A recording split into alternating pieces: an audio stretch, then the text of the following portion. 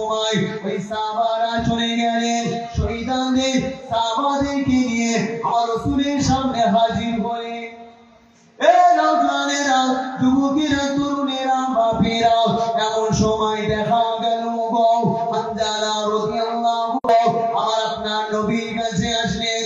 আসসালামু আলাইকুম ইয়া রাসূলুল্লাহ, ইয়া হাবিবাল্লাহ, আপনার কাছে এসেছি, আপনার কাছে একটা কথা জিজ্ঞাসা করতে এসেছি।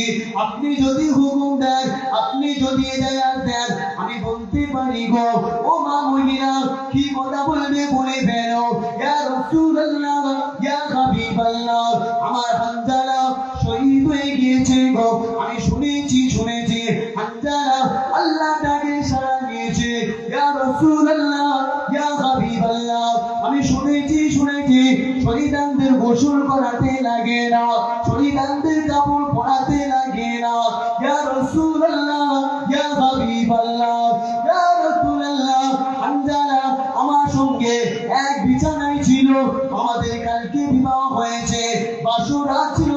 ইয়া রাসূলুল্লাহ, হানজালা রাদিয়াল্লাহু তাআলা আমার প্রাণের স্বামী গোসলটা ফরজ হয়ে গিয়েছিল। ইয়া রাসূলুল্লাহ, আমি আপনার কাছে বলি হানজালার গোসলটা করিয়ে দেবেন। আমার আপনার নবী বলতে লাগলেন, ও মা মদিনা, চিন্তা করো না, আমার সাহাবাদেরকে পাঠাচ্ছি।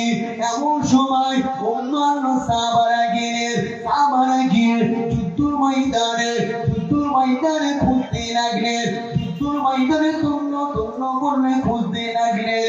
কোনো জায়গায় পাওয়া গেল না গো, কোনো জায়গায় খোঁজা গেল না।